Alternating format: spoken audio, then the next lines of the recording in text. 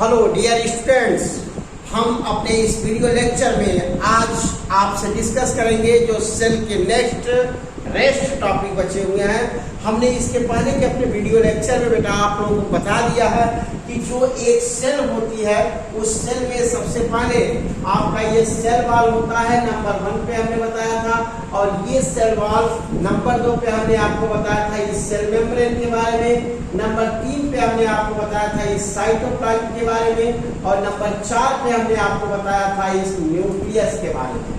और हमने आप लोगों से ये भी बताया था कि इस हमारे जो वीडियो लेक्चर पहले का है उसे आप बढ़िया से देख लेंगे, और उसी बेसिस पे इस न्यूक्लियस के बेसिस पे हमने आप लोगों को प्रोकैरियोटिक सेल और यूकैरियोटिक सेल को भी डिस्कस किया। तो आज बेटा हम लोग इसके नेक्स्ट आगे की बात करेंगे, जिसमें जो नेक्स्ट सेल ऑर्गेनेल्स हमारा है उसको हम क्या बोलते हैं? उसको बोलते हैं इंडोप्लाज्मिक रेटिकुलम। क्या बोलते हैं? Endoplasmic reticulum.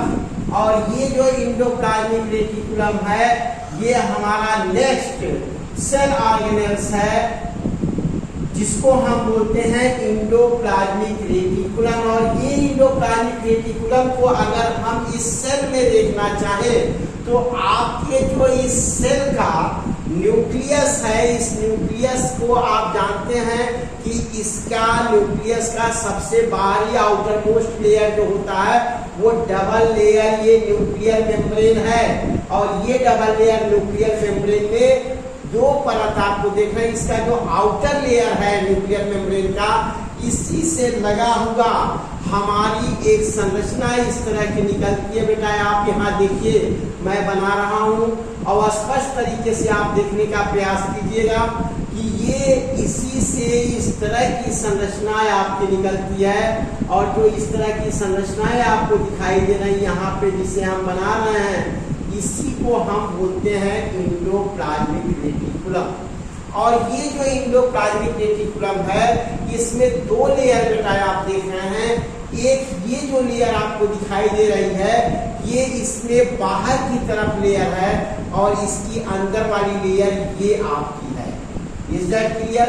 तो जो बाहर वाली लेयर है उस इंडोप्लाज्मिक रेटिकुलम में दो लेयर जो आपको दिखाई दे रही है, यानी कि इसके अंदर एक लेयर जो सबसे बाहर की तरफ ये देख रहे हैं आप, इसको हम बोलते हैं आउटर लेयर। क्या बोलते हैं बेटा? Outer layer. और जो अंदर वाली लेयर ये दिखाई दे रही है, जैसे ये बाहर वाली लेयर है आपकी, ये आउटर लेयर हो गई। इन अंदर वाली जो लेयर है इसको हम बोलते हैं इनर लेयर। यानी इस तरीके से अगर हम बात करें तो एक इंडोप्लाज्मिक रेटिकुलम के अंतर्गत आपके दो तरह की लेयर दिखाई देती है। जो सबसे बाहर की तरफ लेयर है उसको आउटर लेयर हम बोलते हैं, और इसी आउटर लेयर पे आपके इस तरह की संरचनाएं लगी हुई दिखाई देंगी बेटा आपको। और इसकी वजह से जो इस तरह की संरचनाएं इस इंडोप्लाज्मिक रेटिकुलम के इस आउटर लेयर पे आपको यहाँ दिखाई दे रही है। देखिए ये इस अंदर वाली परत का आउटर लेयर है, आप देख रहे हैं यहाँ पे। तो ये जो आउटर लेयर आपको दिखाई दे रही है इसके ऊपर भी इसी तरह की संरचनाएं हैं, और इन संरचनाओं को हम बोलते हैं बेटा राइबोसोम्स। क्या बोलते हैं? राइबोसोम्स बोलते हैं। ध्यान रखिएगा, इसको हम बोलते हैं राइबोसोम्स। Is that clear? और इस राइबोसोम्स के इस इंडोप्लाज्मिक रेटिकुलम के आउटर लेयर पे लगे होने की वजह से ये जो आउटर लेयर है इसका एक पर्टिकुलर नाम दिया जाता है, जिसे बेटा हम क्या बोलते हैं? इसको बोलते हैं रफ इंडोप्लाज्मिक रेटिकुलम, जिसको शॉर्ट में आप लिखते हैं RER। ध्यान रखिएगा, ये जो RER है इस आउटर लेयर को ही, इसके आउटर लेयर पे इंडोप्लाज्मिक रेटिकुलम के राइबोसोम लगे होने के कारण ये रफ हो जाती है, खुरदुरी हो जाती है। और इसी वजह से इसका नाम होता है RER, और इसका फुल फॉर्म आप कहें तो ये होता है rough endoplasmic reticulum, rough endoplasmic reticulum, ये ER का यहाँ पे इंडोप्लाज्मिक रेटिकुलम आपका है। इस इंडोप्लाज्मिक रेटिकुलम को आप शॉर्ट में ER के नाम से भी जानते हैं, ठीक है। तो जो बाहरी लेयर है वो खुरदुरी है। क्यों खुरदुरी है? क्योंकि उस पर राइबोसोम लगा है। और बेटा एक चीज और, ये जो राइबोसोम है, इसी की वजह से, इस राइबोसोम की वजह से, राइबोसोम का मेन जो फंक्शन होता है वो बेटा होता है प्रोटीन सिंथेसिस करना। तो ये राइबोसोम्स का जो फंक्शन है ये है आपका प्रोटीन का सिंथेसिस करना। तो ये प्रोटीन सिंथेसिस का काम करता है, यानी प्रोटीन के निर्माण का काम करता है। तो ये इसका फंक्शन होता है इंडोप्लाज्मिक रेटिकुलम के आउटर लेयर का।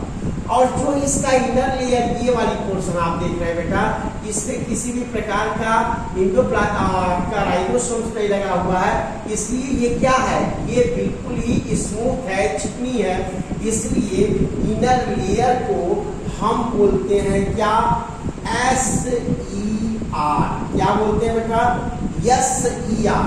और इसका फुल फॉर्म जो हमारा होता है वो होता है स्मूथ इंडोप्लाज्मिक रेटिकुलम। क्या बोलते हैं इसको? स्मूथ इंडोप्लाज्मिक रेटिकुलम बोलते हैं। और जो स्मूथ इंडोप्लाज्मिक रेटिकुलम है, इसका जो फंक्शन होता है बेटा वो ये होता है कि जो ये इंडोप्लाज्मिक रेटिकुलम का आउटर लेयर है जिस पे राइबोसोम्स लगा है और जो कि प्रोटीन सिंथेसिस का काम कर रहा है, ये जो प्रोटीन बनती है डिफरेंट टाइप्स की, जो राइबोसोम्स के द्वारा डिफरेंट टाइप की प्रोटीन्स बनाई जा रही हैं, उस प्रोटीन का ये जो स्मूथ इंडोप्लाज्मिक रेटिकुलम है, ये इसके पैकेजिंग का काम करती है। इसके पैकेजिंग का काम करती है, यानी इनके आपके छोटे छोटे स्मॉल पैकेट्स बनाती है। और इस स्मॉल पैकेट्स को ये कहाँ पे भेजती है? ये इसका छोटा छोटा पैकेट्स बना करके प्रोटीन का और आपके गोल्जी बॉडी को भेज देती है। किसको भेजती है? गोल्जी बॉडीज को भेज देती है। Is that clear? और ये जो गोल्जी बॉडीज आपकी होती हैं, ये भी आपके इस जो हमारा एक सेल है, उस सेल का एक ऑर्गेनेल्स है। जिस तरीके से आपने अन्य सेल ऑर्गेनेल्स को देखा है, जैसे सेल वॉल है, सेल मेम्ब्रेन है, न्यूक्लियस है, साइटोप्लाज्म है, इंडोप्लाज्मिक रेटिकुलम है, उसी तरह से अगला जो सेल ऑर्गेनेल्स होता है वो हमारा होता है गोल्जी बॉडीज। और ये जो गोल्जी बॉडी होती है बेटा, ये गोल्जी बॉडी हमारे इस सेल के अंदर जो इंडोप्लाज्मिक रेटिकुलम के द्वारा प्रोटीन का सिंथेसिस किया जा रहा है, उस प्रोटीन सिंथेसिस का जो स्टोरेज होता है, वो प्रोटीन सिंथेसिस प्रोटीन हमारे इस स्मूथ इंडोप्लाज्मिक रेटिकुलम के द्वारा छोटे छोटे पैकेट्स बना करके इस गोल्जी बॉडीज को भेज दिया जाता है। Is that clear? और गोल्जी बॉडी जो यहाँ पे इस सेल में आप इस तरह के स्ट्रक्चर्स देखेंगे बेटा, ऐसी संरचनाएं आप यहाँ पे देखेंगे। ये इस तरह की जो संरचनाएं होती हैं उनको गोल्जी बॉडीज कहते हैं। और ये जो गोल्जी बॉडीज होती हैं, ये बेसिकली वर्क क्या करती हैं? इनका वर्क होता है कि ये प्रोटीन का स्टोरेज करती हैं और हमारे शरीर में या किसी भी एनिमल के शरीर में जब कहीं कोई चोट लग जाती है, रप्चर हो जाता है, तो उस कंडीशन में और जहाँ जहाँ हमारे शरीर में ग्रोथ और डेवलपमेंट होता है, तो वहाँ जिस तरह के प्रोटीन की आवश्यकता होती है, उस तरह के प्रोटीन को वहाँ पे सिक्रीट करने का काम करती है। ठीक है? तो हमारी बॉडी में या किसी भी एनिमल्स के, ऑर्गेनिजम्स के, प्लांट्स के जो उनके ग्रोथ और डेवलपमेंट की बात है, या उनमें जो सेल्स होती हैं वो अगर कहीं डैमेज हो गई हैं, रैप्चर हो गई हैं, तो वहाँ पे आपके उस प्रोटीन को तत्काल पहुंचाने का काम, सिक्रीट करने का काम करती हैं, ताकि वहाँ पे ग्रोथ का, डेवलपमेंट का और रिपेयरिंग का काम हो सके। ओके, तो इस तरीके से आपने जो दो आज नए सेल ऑर्गेनेल्स के बारे में पढ़ा, उसमें एक आपका एंडोप्लाज्मिक रेटिकुलम और दूसरा गोल्गी बॉडी। इसके अलावा बेटा एक और हम बात करने रहे हैं, हालांकि बड़ा छोटा सा ही है। इस तरह की छोटी छोटी संरचनाएं बेटा आपको इस सेल के अंदर दिखाई देती हैं, और इन छोटी छोटी संरचनाओं को जो स्पेक्ट्रल होती हैं, इनको हम बोलते हैं आपका लाइसोसोम्स बोलते हैं बेटा। क्या बोलते हैं? लाइसोसोम्स बोलते हैं। ये ध्यान रखिएगा, ये जो लाइसोसोम्स हमारे हैं, ये लाइसोसोम्स छोटी छोटी स्फेरिकल पुटिकाएं होती हैं, गोलाकार संरचनाएं होती हैं, और इस लाइसोसोम्स के अंदर हाइड्रोलिटिक एंजाइम्स होते हैं। क्या होते हैं? हाइड्रोलिटिक एंजाइम्स होते हैं बेटा आपके। और ये हाइड्रोलिटिक एंजाइम्स का जो फंक्शन होता है, वो बेसिकली ये लाइसोसोम्स इस हाइड्रोलिटिक एंजाइम के प्रेजेंस की वजह से आपकी क्या होती हैं? ये डाइजेस्टिव इन नेचर होती है। क्या होती हैं? डाइजेस्टिव इन नेचर होती हैं, यानी कि जो हमारे शरीर में या किसी भी ऑर्गेनिज्म के शरीर में आपके जो अपशिष्ट पदार्थ होते हैं, एक तरीके से अगर कहीं सेल का कुछ भाग डैमेज हो गया हो, या खराब हो रहा हो, या रप्चर हो गया हो, जैसे आप देखिए कि आपको या हमको कभी चोट लग जाती है, तो जब हम डॉक्टर्स के पास जाते हैं, तो डॉक्टर सबसे पहले उस चोट को डिटॉल से क्या करता है? उसकी सफाई करता है। तो उससे क्या होता है? जितने माइक्रो ऑर्गेनिजम्स हैं, जर्म्स हैं, फंगस हैं, बैक्टीरिया आदि हैं, वो क्या हो जाते हैं?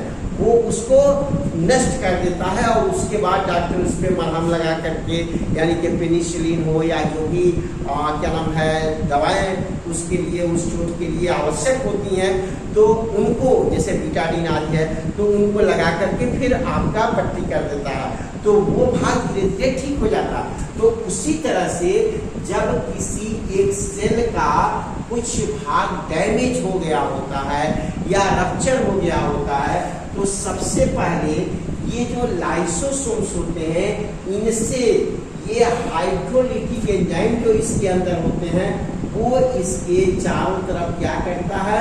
सिक्रीट कर देता है, इसको स्रावित करता है। और इसको जब ये स्रावित करता है, तो उस कंडीशन में उस भाग क्या पूरा का पूरा ये क्या कर देता है?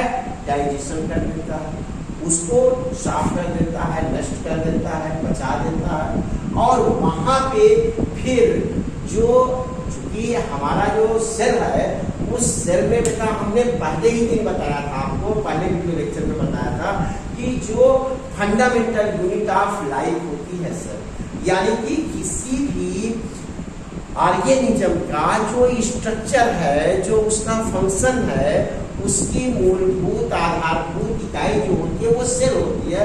और सेल में रीजनरेशन की क्षमता पाई जाती है, यानी कि उसके अंदर जब ये डाइजेस्टिव एंजाइम्स जो हाइड्रोलिटिक है, जब उसको सिक्रीट कर देता है, वो भाग उसको साफ कर दिया जाता है, वहाँ से डाइजेस्ट कर दिया जाता है, तो वहाँ पे फिर नए पार्ट वहाँ उसके सेल के बन जाते हैं। इससे क्लियर। कभी कभी एक और चीज होती है कि हमारे सेल का एक बड़ा हिस्सा डैमेज हो जाता है। अगर छोटा मोटा रप्चर हुआ, तो उस कंडीशन में तो ये सिक्रीट कर दिया और उस भाग को जो है डाइजेस्ट कर दिया गया, वहाँ नए सेल्स पार्ट बन। लेकिन जब कभी कभी ऐसा होता है कि एक सेल का बहुत बड़ा हिस्सा वो डैमेज हो रहा होता है, तो उस कंडीशन में ये लाइसोसोम्स के अंदर जितने भी हाइड्रोलिटिक एंजाइम्स हैं, वो उन सब को सिक्रीट कर देता है। चूंकि इसका ये नेचर है कि उसको डाइजेस्ट कर जाएगा, पूरे को नष्ट कर देगा, पचा देगा। तो इस कंडीशन में ये लाइसोसोम जब अपने अंदर के सभी हाइड्रोलिटिक एंजाइम को सीक्रेट करता है तो उस कंडीशन में ये स्वयं भी नष्ट हो जाता है। Is that clear? इसीलिए इस लाइसोसोम्स को हम एक और नाम से जानते हैं जिसको क्या कहा जाता है। बहुत इंपॉर्टेंट क्वेश्चन है बेटा ये कि लाइसोसोम्स को सुसाइडल बैग कहते हैं। क्या बोलते हैं? सुसाइडल बैग, यानी कि आत्महत्या की थैली। यानी जो लाइसोसोम्स हमारा होता है, देखो अब बेटा आपका जो क्वेश्चंस यहाँ से पूछे जाएंगे वो ऑब्जेक्टिव नेचर्स के हैं। हमारा जब ये चैप्टर अभी कंप्लीट हो जाएगा तो उस कंडीशन में हम आपको इसके ऑब्जेक्टिव क्वेश्चंस को यहाँ पे आपसे सॉर्ट आउट कराएंगे, सॉल्व कराएंगे। ठीक है, हम आपको उससे डिस्कस करेंगे। तो पहले तो आप इसकी स्टडी बढ़िया से कर लीजिए, कॉन्सेप्ट और फैक्ट्स को रख लीजिए। ये फैक्ट्स है बेटा कि सुसाइडल बैग क्वेश्चन आता है, which cell organelle is known as suicidal bag, या which cell organelles is called suicidal bag. तो वो सुसाइडल बैग आपका क्या होगा? लाइसोसोम्स होगा। तो ये तो फैक्ट हो गया। लेकिन अब आपका रीजन एसेसर टाइप का क्वेश्चन आता है जिसमें ये ऑब्जेक्टिव नेचर में पूछा जाएगा। तो ये एक नए तरह का क्वेश्चन है जिसमें आपको किसी क्वेश्चन को पूछा जाएगा तो उसका एक रीजन दिया जाएगा और उसका एक एसेशन दिया जाएगा, यानी एक स्टेटमेंट होगा और फिर उसका रीजन होगा। अब जैसे इसी क्वेश्चन को हमने अभी आपसे पूछा कि which cell organelle is known as suicidal bag, तो आपने सीधा बता दिया लाइसोसोम। लेकिन वहां पे एक क्वेश्चन जो रीजन एसेशन टाइप का होगा उसमें अब क्वेश्चन दे देगा कि lysosome is known as suicidal bag. ये एसेशन होगा आपका कि lysosome is known as suicidal bag, और रीजन दिया होगा आर कि hydrolytic enzymes are present, that's why it digest whole cell part, rupture part, and in this condition these lysosomes also digested by these enzymes, that's why this is known as suicidal bag. तो यहाँ जो ये concept आपको मिल रहा है कि इस lysosomes में हाइड्रोलिटिक एंजाइम होते हैं और चूंकि एक बड़े भाग को इसको डाइजेस्ट करना होता है, इस वजह से जब ये अपने अंदर के सारे हाइड्रोलिटिक एंजाइम को सीक्रेट कर देता है तो स्वयं भी नष्ट हो जाता है। तो ये इसका रीजन सही में नहीं बात। तो वहां पे जो क्वेश्चन ए और आर के रूप में दिया है तो वो बोथ आर क्या हो जाएगा? करेक्ट हो जाएगा। लेकिन आर अगर इसके अलावा कुछ और दिया गया होगा तो उसका मतलब कि रीजन गलत है। ओके, ठीक है बेटा। नेक्स्ट हम लोग अब इसमें बात करेंगे अगले टॉपिक की जिसको हम बोलते हैं, और ये बहुत इंपॉर्टेंट है आपका, और इसको हम बोलते हैं माइटोकॉन्ड्रिया। क्या बोलते हैं बेटा? माइटोकॉन्ड्रिया बोलते हैं। अब हम इसकी बात करने जा रहे हैं।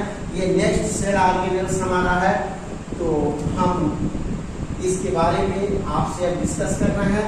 वैसे आप लोग एक क्वेश्चन यहाँ से भी बता सकते हैं हमको कि which cell organelles is known as power house of the cell.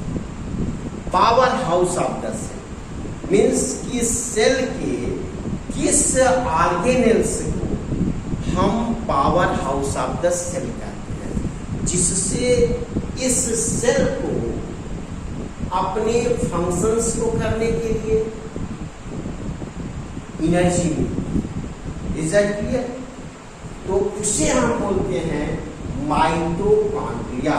तो नेक्स्ट सेल ऑर्गेनेल्स हमारा है माइटोकॉन्ड्रिया।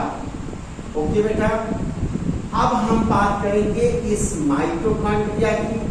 और जो ये माइटोकॉन्ड्रिया है ये माइटोकॉन्ड्रिया अगर हम अपने इस सेल के अंतर्गत देखते हैं तो यहाँ पे एक सेल में इस तरह की संरचना दिखाई देती है बेटा। ये इसकी आउटर लेयर है और इस आउटर लेयर के अंदर आपको इस तरह की संरचना दिखाई देगी।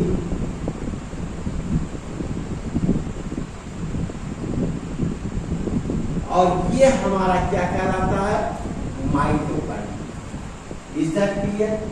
और इस माइटोकॉन्ड्रिया को हम अभी आपसे एक क्वेश्चन के रूप में पूछे थे कि इसे हम क्या बोलते हैं, power house of the cell, power house of the cell.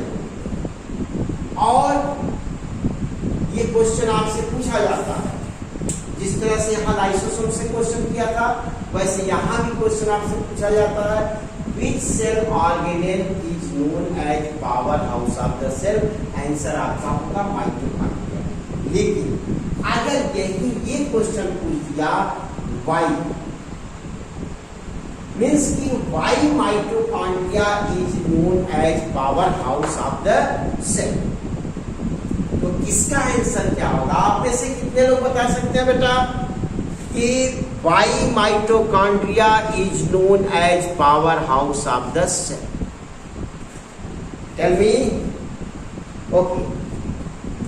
इस why का जवाब आपका है रेस्पिरेशन। रेस्पिरेशन, और इस रेस्पिरेशन को हमने अपने पहले वीडियो लेक्चर में आप लोगों से डिस्कस किया हुआ। जो बेसिक कॉन्सेप्ट अबाउट बायोलॉजी के बारे में हमने आपको जो अपना लेक्चर दिया था, उस पहले वीडियो लेक्चर में आपको इस रेस्पिरेशन के बारे में पूरी की पूरी जानकारी मिल जाएगी। जो रेस्पिरेशन होता है, इस रेस्पिरेशन का प्रोसेस इस माइटोकॉन्ड्रिया के अंदर, और due to this reason mitochondria is known as power house of the cell. ये भी आपका एक कॉन्सेप्ट है, इसको आप याद रखेंगे कि माइटोकॉन्ड्रिया को power house of the cell क्यों कहते हैं। तो जो रीजन वाले क्वेश्चन आएंगे उसमें अगर दिया हुआ होगा कि because respiration takes place in mitochondria, तो बोथ एसेर्शन एंड रीजन दोनों सही है। जैसे मैं यहाँ इस क्वेश्चन को लिख देता हूँ, ये क्वेश्चन इस तरह से आएगा। जैसे क्वेश्चन मान लो क्वेश्चन नंबर 1 दिया है आपका, एसेर्शन ए ऐसे लिख के दिया हुआ है कि mitochondria is known as power house of the cell.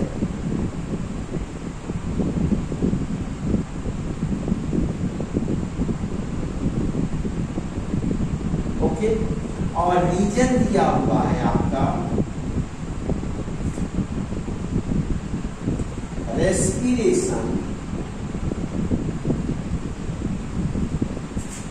Takes place in mitochondria.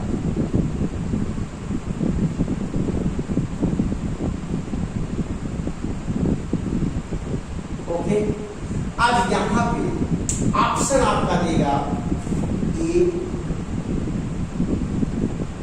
Is right and B is wrong. B option होगा A is right and B is right and explain also. C option आपका होगा both A and B, A and R, ये R है बेटा, sorry,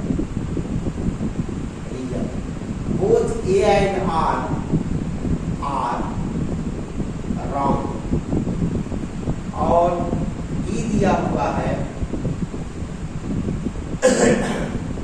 A is wrong and R is right.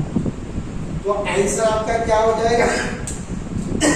Answer आपका क्या हो जाएगा कि A and R both are correct and R is correct explanation of A.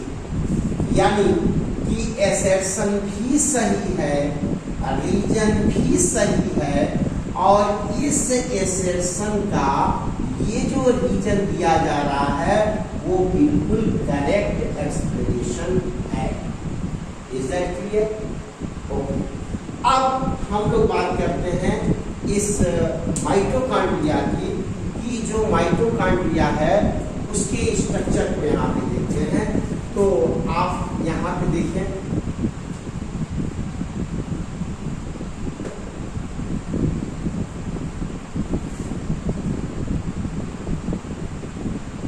जो हमारा ये माइटोकॉन्ड्रिया है, इस माइटोकॉन्ड्रिया में बेटा हम जो देखते हैं, तो अगर इसका एक बड़ा स्ट्रक्चर हम यहाँ बनाएं, तो इस माइटोकॉन्ड्रिया की ये सबसे बाहर वाली लेयर होती है, जिसको हम बोलते हैं आउटर लेयर।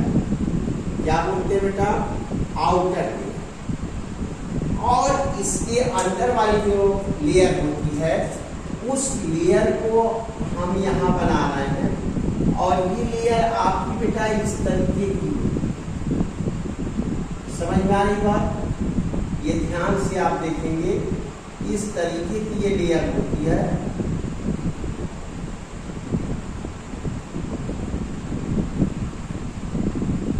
और ये इनर लेयर है, ये जो लेयर है ये माइटोकॉन्ड्रिया की इनर लेयर।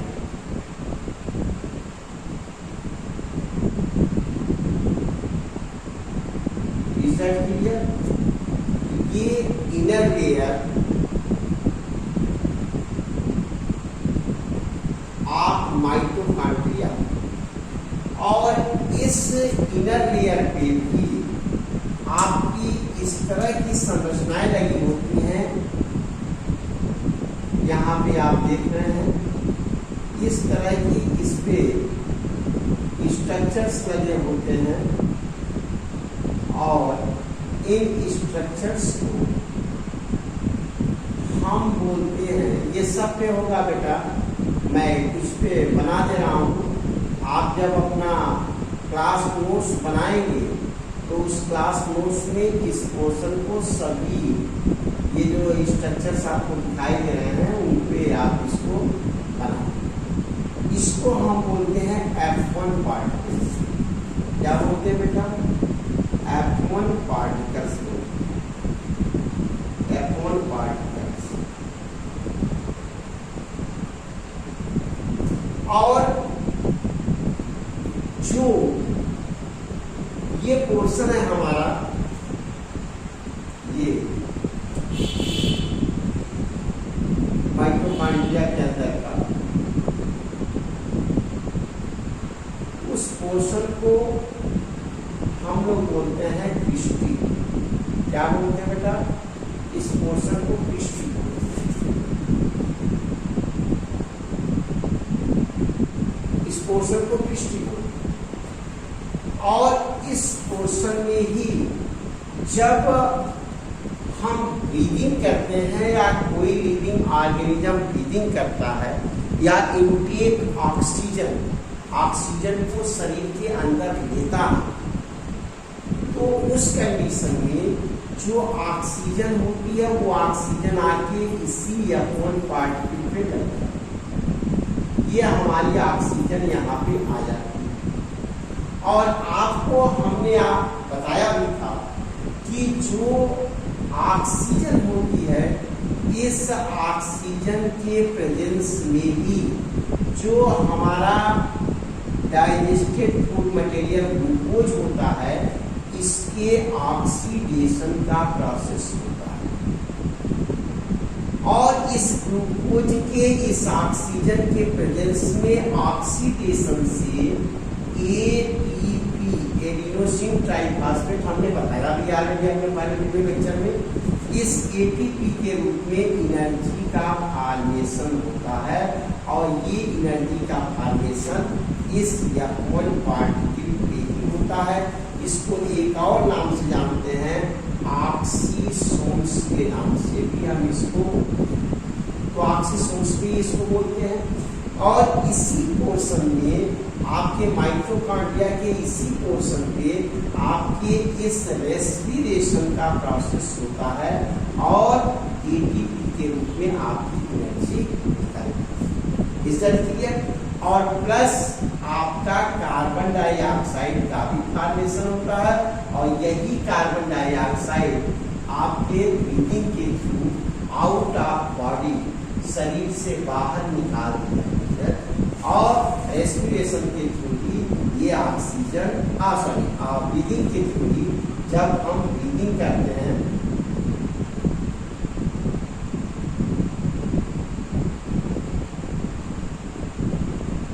तो उस ब्रीदिंग के थ्रू ऑक्सीजन को इन यानी शरीर के अंदर लेते हैं और बदले में इस कार्बन डाइऑक्साइड को बाहर निकालते हैं। तो ये जो अंदर ऑक्सीजन आ रहे हैं शरीर के अंदर, इसको हम इंस्पिरेशन कहते हैं और जो ये कार्बन डाइऑक्साइड निकल रही है इस प्रोसेस को एक्सपिरेशन कहते हैं। और इंस्पिरेशन और एक्सपिरेशन मिलकर के हमारा ब्रीदिंग का काम करता है। तो आप यहाँ पे माइटोकॉन्ड्रिया का स्ट्रक्चर भी देख लिया आपने और उसमें जो रेस्पिरेशन का प्रोसेस हो रहा है वो प्रोसेस क्या है ये भी आपने देख लिया।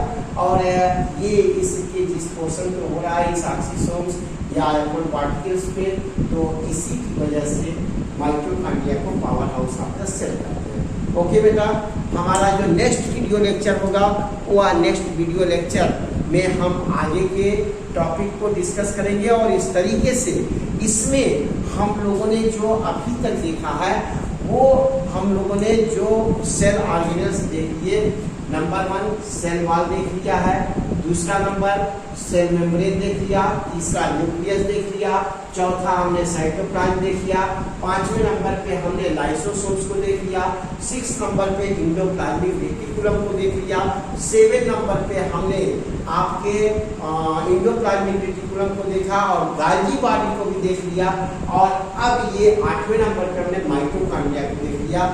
नेक्स्ट हम अपने वीडियो लेक्चर में क्लोरोप्लास्ट की बात करेंगे और ये जो क्लोरोप्लास्ट होता है उस पे हम अपना नेक्स्ट वीडियो लेक्चर देंगे।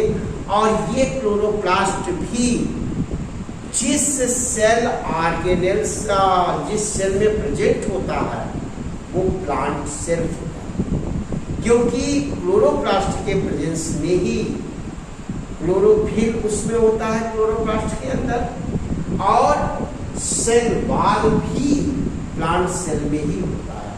तो सेल वॉल और क्लोरोप्लास्ट और क्लोरोफिल ये जिस सेल में प्रेजेंट होते हैं वो प्लांट सेल और इसी क्लोरोप्लास्ट में आपके क्लोरोफिल के प्रेजेंट होने के कारण जो प्लांट्स होते हैं वो ऑटोट्रॉफ्स होते हैं, अपना भोजन स्वयं बना लेते हैं यानी अपना न्यूट्रिशन स्वयं लेने में सक्षम होते हैं और इसी कारण फोटोसिंथेसिस का प्रोसेस होता है। तो हम लोग अपने नेक्स्ट वीडियो लेक्चर को हम देंगे जो उसमें आपको इस फोटोसिंथेसिस के बारे में बात करेंगे, क्लोरोफिल के बारे में बात करेंगे और क्लोरोप्लास्ट के बारे में बात करेंगे। तब तक आप इन चीज़ों को अच्छे तरीके से बार बार रिवाइज करके इस वीडियो को देख लीजिएगा। Okay, thank you.